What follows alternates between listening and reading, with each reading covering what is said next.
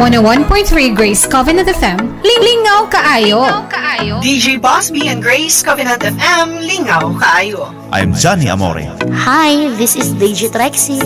Zoe Joey on Grace Covenant FM. Miss Lynn Mercedes. Mr. July Aguilar. Sexy Aya on Grace Covenant FM.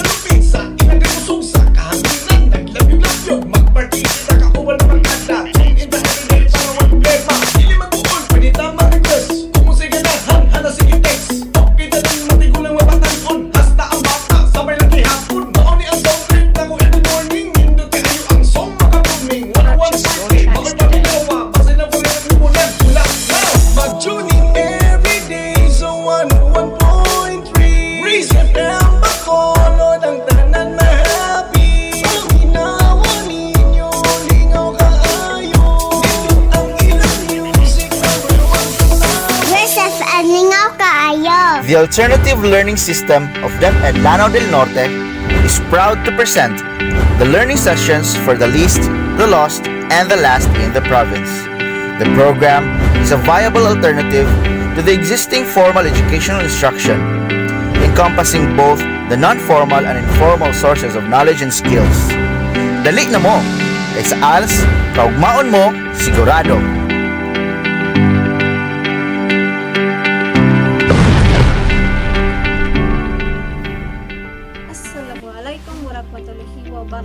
Mapiyang kapipita, maayong buntag, magandang umaga, and good morning, Lanao del Norte. You are now listening to Grace Covenant FM with the pet program Als sa Kaalam Radio Broadcast. Kami ang inyong sulugoon sa kahinginan, ang inyong lingkod, Shikis A. Bagnoran, o kauban gihapon nato karon ang atong mga madasigon o kugihan ng mga ALS teachers dinhi sa Bacolod District. Ug madungog ninyo ang Als tingog sa Kaalam Radio Broadcast matag Martes sa takna nga alas 11 sa buntag ngadto sa alas 12 sa kaudtugon. Nin inyong madungog ang mga leksyon ug diskusyon ug madungagan na pod usab ang atong kaalam kabahin sa atong klase sa Als kon alternative learning system sa atong junior high school level. And before we start sa atong mga pagkahisgutan karong adlaw, atong pagtimbaya sa atong mga minahal nga mga tigpaminaw and also sa atong live streamers sa atong Als Radio sa Kaalam sa Facebook page sa Grace Covenant FM. Maayong adlaw kanatong tanan, ilabi na sa atong mga ELS learners sa matag barangay dinhi sa atong lungsod sa Bacolod og sa tanan nga maabot aning atong radio station. Ato usab pagtimbaya sa atong Bacolod District in charge Ma'am Josephine V. Vizcaya og sa atong Division Als Focal Person Sir Angelito Barasona, sa atong Education Program Specialist Ma'am Christine J. Timo and Ma'am Ivy Madronero. And also our warm greetings to our Schools Division Superintendent Sir Edelberto L. Oplinaria and our Assistant Schools Division Superintendent Rosemary Masisar.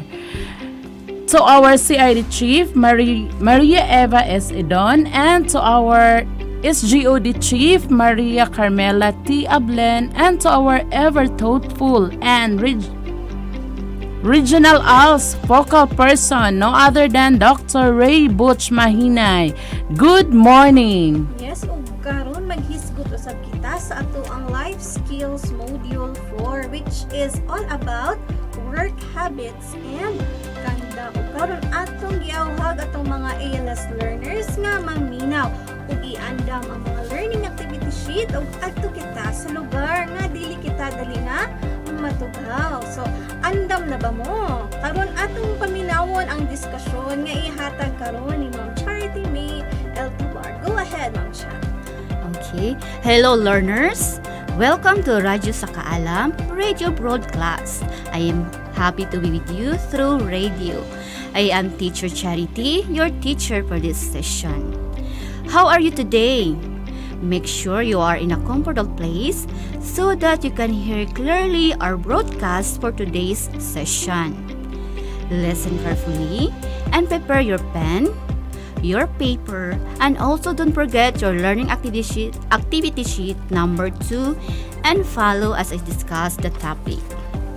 Alright, welcome again to our Als Life Skills Module 4, Work Habits and Conduct. Our topic in this learning activity in Life Skills Module 4 is all about identifying information and resources for finding employment or job. We will focus more on the information and skills that you need to find a job. The following are good sources of information to find a work. So, yung mga sources para makahanap tayo ng mga trabaho. So, ano ang mga iyon?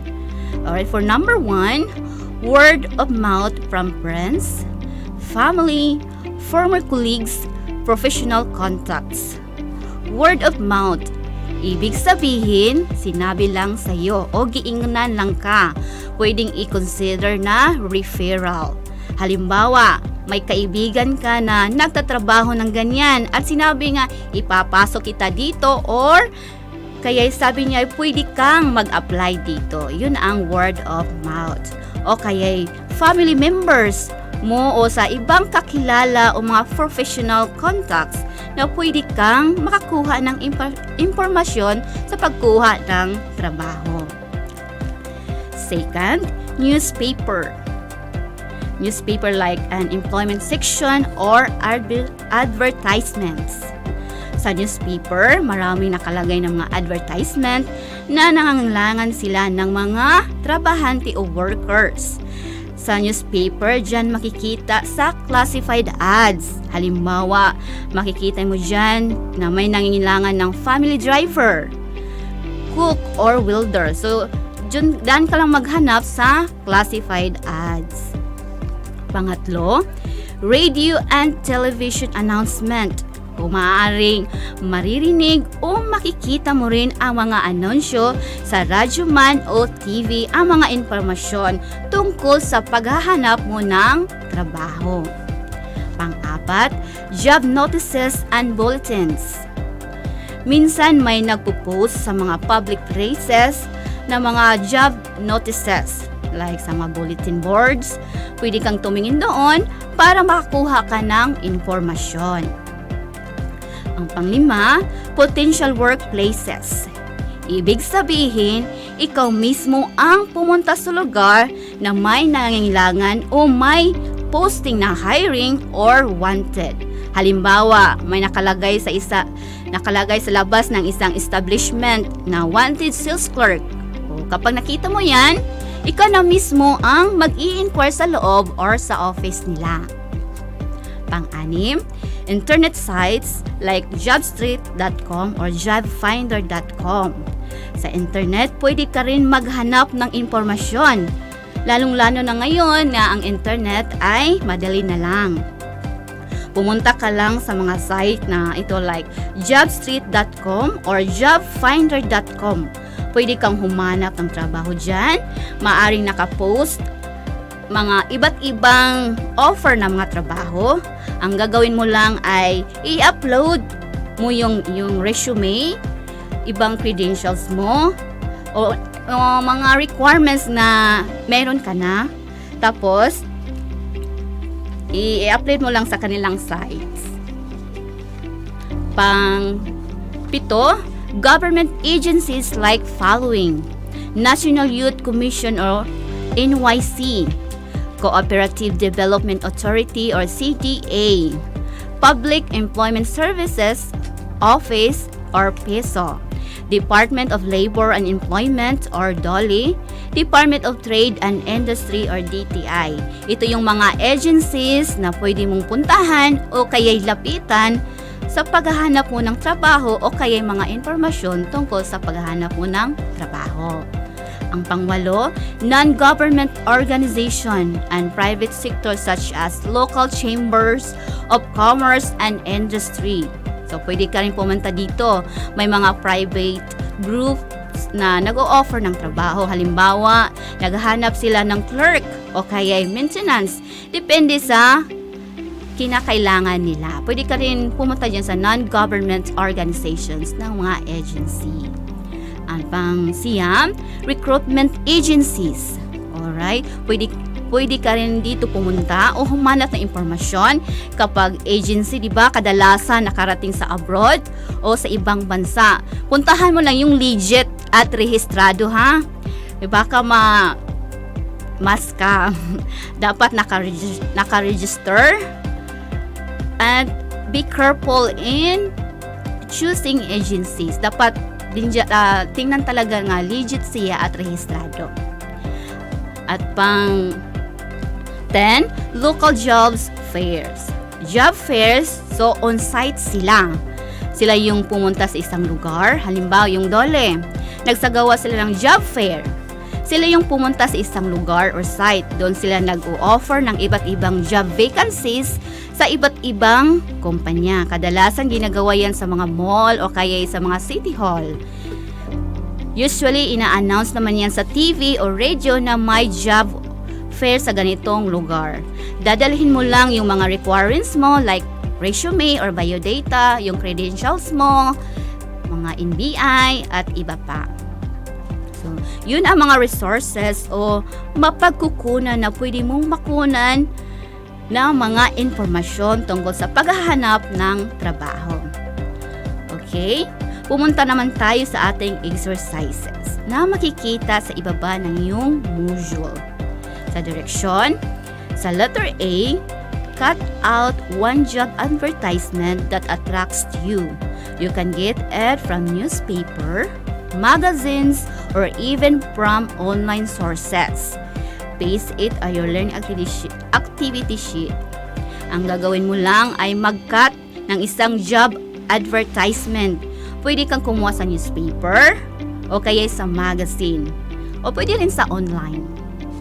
Sa letter B, answer the following questions. Ang gagawin mo sa letter B ay sagutin lamang ang mga tanong. So, number 1, what is the advertisement all about? So, sa yung napili mo na advertised, yun lang ang dun ka mag-base. So, para saan yun na-advertise yung napili mo? Okay, number 2, what is advertisements attractive to you? Bakit? Bakit yan ang napili mo? Alright? Pagkatapos niyong sagutan, huwag kalimutan na ipasa ang papel sa napagkasudang araw o schedule ng inyong teacher. May magandang kinabukasan ang taong may pinag-aralan. Ang magandang buhay ay makakamtan sa pamagitan ng husay sa trabaho at sakripisyo. Okay, makinig naman tayo sa susunod na paksa na talakayin ni Ma'am Shakey's. Ma'am Shake, go ahead. Yes, a blessed morning everyone. So another day, another topic for us to learn. And time check, it's already 11:14 in the morning. So this is Teacher Shakey's, your teacher on air. So as we start our new lesson, palihog ko og andam sa inyong mga life skills module for learning activity sheet number 3. So we are going to talk about how to fill in biodata. So in your learning activity sheet, you will also experience how to fill in a biodata. So unsa dining biodata? No, what is biodata? A biodata is a summary of details of a person applying for a job. So with a brief history of your education, your work experience, skills, and any other information relevant to getting a job. So, sa di purpose nga nung kung mag-apply ta, kinahanglan man dyan yung biodata. So, essentially, biodata highlights a number of details about a person such as dito makita ang name sa applicant, ang age, ang height, ang skills, ang hobbies, and Oftentimes, this also serves as criterion for evaluating or assessing the individual in question. So, in many cases, a biodata is used for profiling an individual. So, sa exercises nga makita sa inyong learning activity sheet, it is said there that fill in the following sample biodata. So, write not applicable or none to the details if you think it is not applicable to you. So, makita ninyo dira sa inyong learning activity sheet unsay itsura sa isa ka biodata. So, a biodata ang nani siya 4 ka parts dinhi sa ato ang example dinhi sa atong exercises. It is first the personal data, second is the educational qualification, third is the employment record, and fourth is the character reference. So let us talk about personal data. So pag sinabing personal data, it is all about you or ikaw nga nag-apply. So imong information imo ibutang din ha, dili information sa laing tawo ha, ikaw nga nag-apply ibutang nimo ang personal data din ha sa imo ang biodata.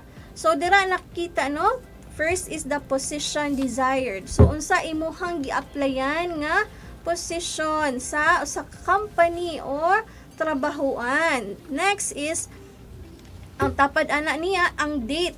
Ang date kung kanus ka nag-apply. So dapat kuan pa ni siya kanang real time. So updated dapat ato ang biodata. Next is the name. So pag sinabing name, imo ang name, you should fill in that with your complete name. Next is the gender. Kung male or female ba kining ato ang aplikante. Next is the home address. Home address, it is the address kung saan ka nakatira sa ngayon. So, ang latest nimo nga home address atong ibutang sa imo ang biodata. And email address. So, kinahanglan pod kining email address for this generation, no? Kay ang information or announcement is sent through via email. So, kinahanglan nga naapoy email address ng ang isa ka tawo. So, ang email address no, dito na makuha sa internet. So, kung wala kay internet, dili ka ka-create og email address. So, kinahanglan siya og internet connection. Next is cellphone. So, karon importante kaayo ang cellphone. Kay pinaagi sa cellphone, dira ta ma-reach out sa ato ang applyan. So, dapat ibutang nimo imong cellphone number nga kanang makontak dayon ta, no?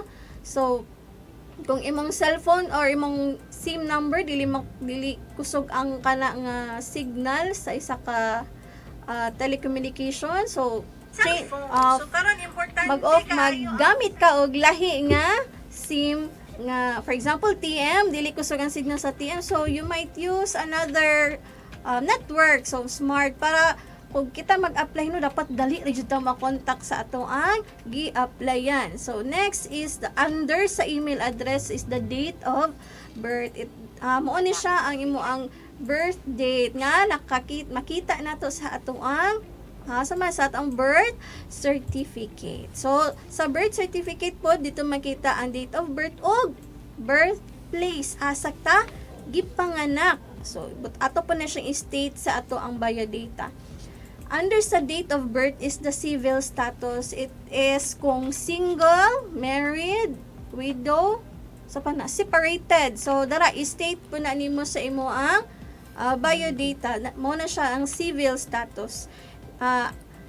Tapad sa civil status ang citizenship. So, kung Filipino ba ka, sa imo ang nationality mo na siya sa gara dira no, citizenship, Filipino, American, ano ba? So ato na siyang state po din ha. Imong height ug kung unsa ka katason, imong weight, unsa ikakabugaton kay naabay ubang work nga nagkinahanglan og specific nga height, no, naa siya kanang minimum ug maximum nga height nga gikinahanglan sa usa ka work.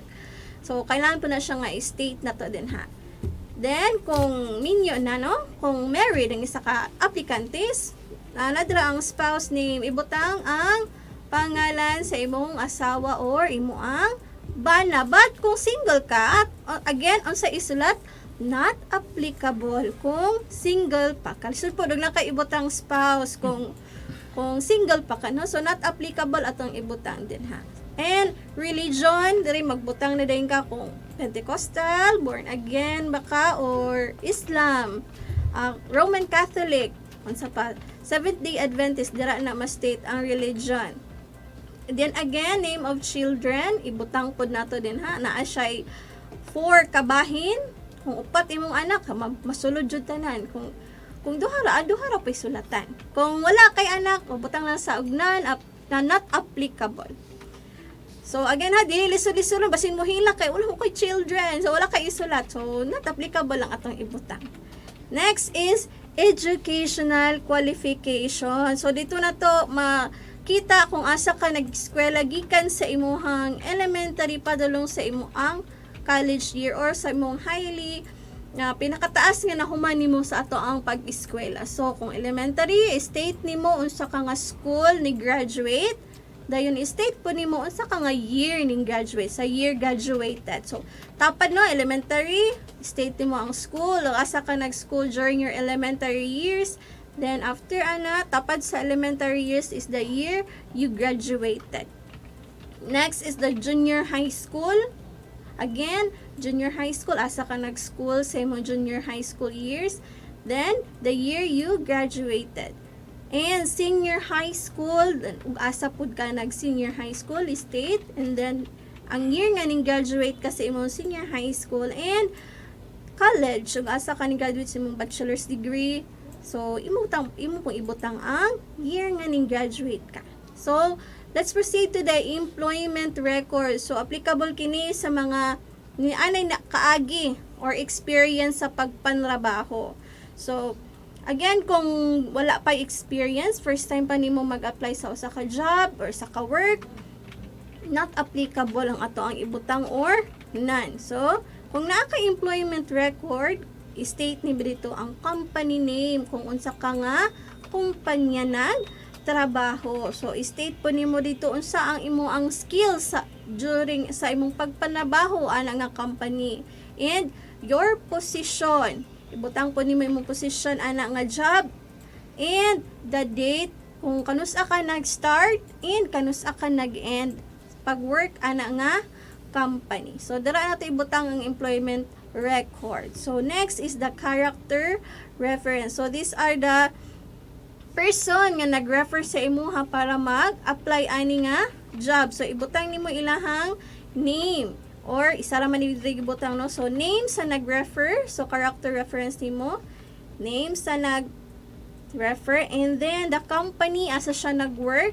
Ang address sa nag-refer sa imuha. And, of course, ang cellphone number. Kay, ang company nga imo ang gi-applyan is manawag man ato nilang certain person nga imo ang gibutang as character reference for them to check kung kaila ba gyud sila sa imuha isip aplikante. Na may ba magbutang-butang din pagtawag sa company ana nga certain person wala di kaila. So importante nung kaila pud nato ang ato ang ibutang sa character reference. So that is how we fill in biodata. So again, personal data, it is all about you, all about the person that is applying for a job. Next is the educational qualification, employment record, and the character reference. So sayon raman magtubag og biodata. So kung naipangutan na kan teacher, no, kung naglibog unsay angay ibutang mangutana lang kay teacher, no, as we run through our activities sa ato ang Module 4. So, ug kamo na humana og tubag sa inyong learning activities, palihog og hipos, and submit it to your ALS teachers on your scheduled day of submission. So, mao katong all about biodata. Now, let us hear another learning to be discussed to us by Ma'am Leamor P. Aline. Take it away, ma'am. Thank you, Ma'am She. According to Len Pernell, never stop learning because life never stop teaching. Another day ahead for a new learning.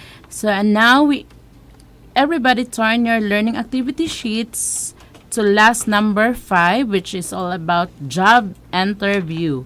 And its object is to recognize typical questions asked during job interview. So, but before we proceed, I will ask you first, what is job interview?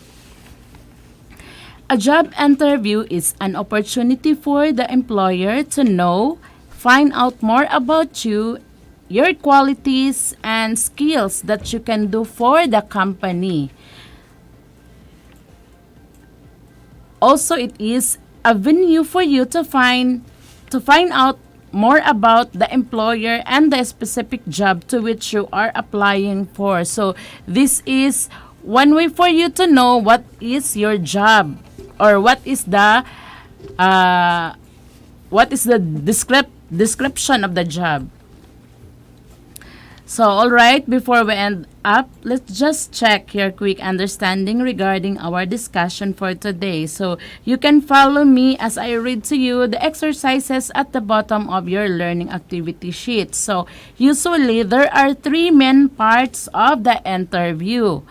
The first one is the opening. So, greetings, introductions, interviewer states purpose of interview. So, the next one is the body. So, the interviewer asked questions. So supposing these are the questions. So, try to answer them in the space provided. So do you see your exercises? There are your answer will be put in the right side of the question. So, like for example, the question is, tell me about yourself. So, that is usually the question if you are on a job interview. Another question is, what qualities and skills do you have that will help you perform this job? Then, another question, what previous experience do you have that are related to this position? Next is, describe the responsibilities you had in your previous job. Are you familiar with this company? The next question is, how did you learn about this company? Another question, why do you want this job? So, next question is, what is your strengths and weaknesses? The next question, why should we hire you? So, those are the usual questions that we encounter in a job interview. So, the third part is the closing. So, you have the acknowledgement. Interviewer provides information on the next steps of the hiring process. So all are done. Again, this is Teacher Leah Moore. Share to you this quote, mistakes are proof that you are trying. Good job and God bless. Go ahead, Ma'am Marnie. Okay, thank you, Mama Moore. Once again, maayong adlaw sa tanan namong tigpaminaw. Ilabi na sa among ELS learners. Karon magahatag na usab ako kaninyo og bagong kaalam kabahin sa Module 4, Work Habits and Conduct. Before we start, palihog og andam sa inyong learning activity sheets, last number 6. Pagahisgutan napud nato karon ang mahitungod sa workplace behaviors and attitudes. And our learning objective is to identify appropriate workplace behaviors and attitudes. So inyo karong mahibaw-an ang angayan ninyong pagabuhaton sulod sa inyo ang ginatrabahoan. Adunay siyam nga mga workplace behaviors and attitudes nga atong pagahisgutan karon. Una, dress neatly and appropriately for the work. Dapat atong suoton nga sinina kay nahaumpod sa atong gisudlan nga trabaho. Atong dapat na siguraduon nga limpyo atong ginasuot ug dapat representable kini sa workplace ug komportable usab ikaw nga nagsuot samtang gatrabaho. Ikaduha, be on time. Usa jud ni sa pinakaimportante nga angayan natong hunahunaon aron mulungtad or mudugay kita sa atoang gitrabahuan. Dapat nga moabot kita sa atong gitrabahuan sa insaktong oras. So buot pasabot, dapat dili jud kita late sa atoang gitrabahuan. Usahay pod, dili nato malikayan nga aduna kitay mga problema nga ayan natong sulbaron. So unsa man ang atong angayan nga buhaton. So dapat nga magpahibalo kita sa atong labaw para aware siya sa nahitabo sa atoa. Next, ikatulo. Speak to co-workers in a positive and respectful manner. So dapat, if nakipag-istorya ka sa imong kauban sa trabaho, dapat positive og adunay respeto para malikayan ang mga kagubot sulod sa imuang gitrabahuan. Ikaupat, be open to feedback and ask for feedback. Mahalaga talaga ang feedback para malaman mo kung okay ba or hindi ang performance mo sa iyong pinagtrabahuan. At malaman mo din kung ano pa yung mga bagay na kailangan mong gawin para mas mapabuti pa ang iyong kasanayan sa trabaho. Ikalima, be honest. Pagiging totoo at tapat mo sa iyong trabaho ay nakatutulong sa iyo para respetuin ka din sa iyong mga co-workers. So, importante talaga ang pagiging tapat natin sa ating trabaho at sa ating mga co-workers. Ikaunom, keep discussions and interactions related to work. So, if nakikipag-usap ka sa iyong mga kasamahan, dapat ang topic na pinag-uusapan ninyo ay related sa work ninyo. So, dapat hindi ninyo dalhin ang inyong mga personal na mga problema dahil posibleng makakaapekto ito sa inyong trabaho.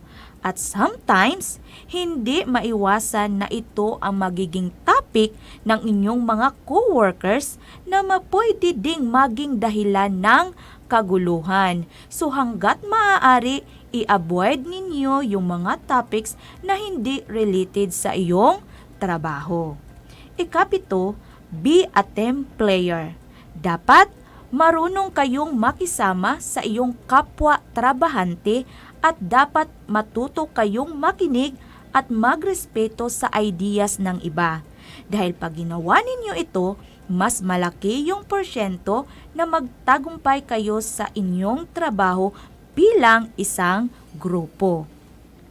Then, ikawalo, respect the roles of others. Sa ating pinagtatrabahuan, iba-iba ang ating role na ginagampanan. So, dapat marunong tayong rumispito sa trabaho ng ating kapwa trabahante.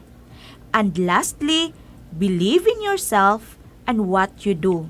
So dapat maniwala ka sa iyong sariling galing at kakayahan para magtagumpay ka sa iyong ginawang trabaho.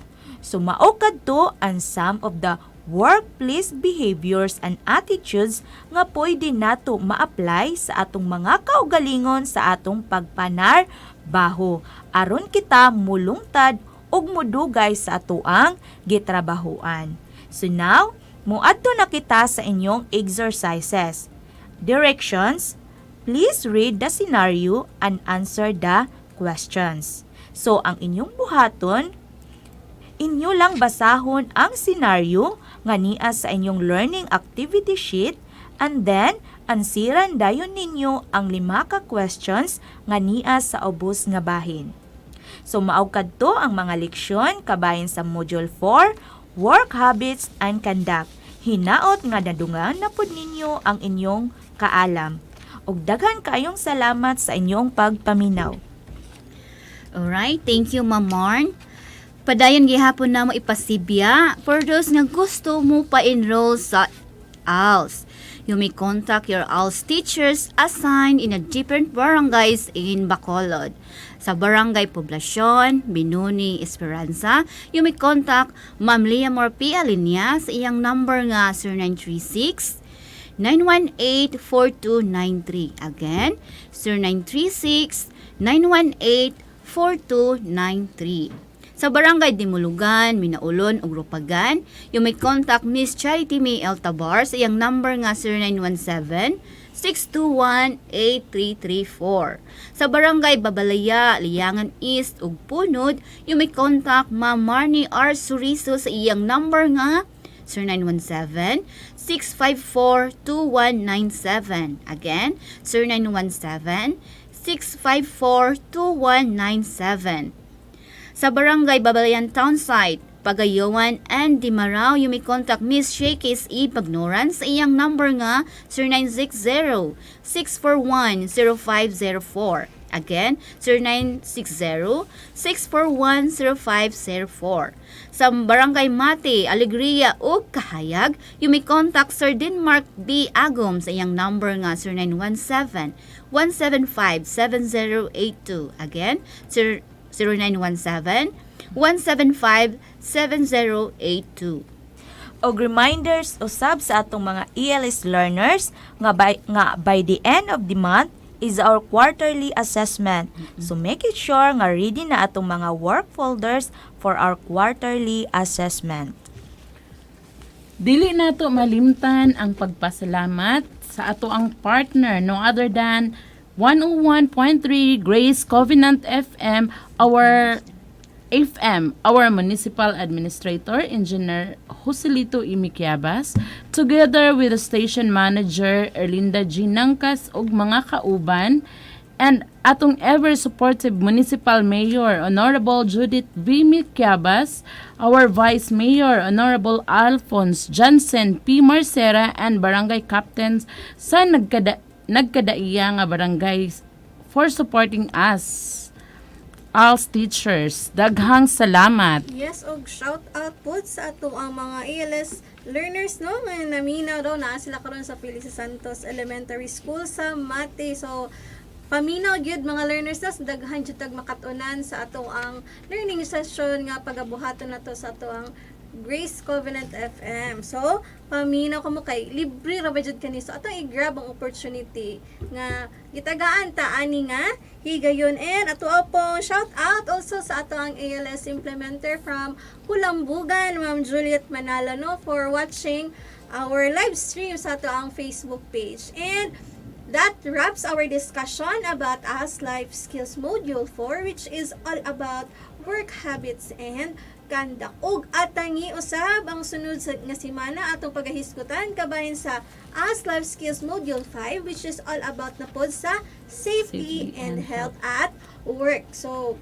og sa makausapa hinaot nga daghan ang mo-grab so opportunity isip kini libre nga inisyatibo sa atong department to reach the least, the lost, and the last in our province, as well as this could also be a stepping stone to reach your dreams. Als is not a second-class education, but a second-chance education. To better days ahead, padayon pagsidlak Bacolod.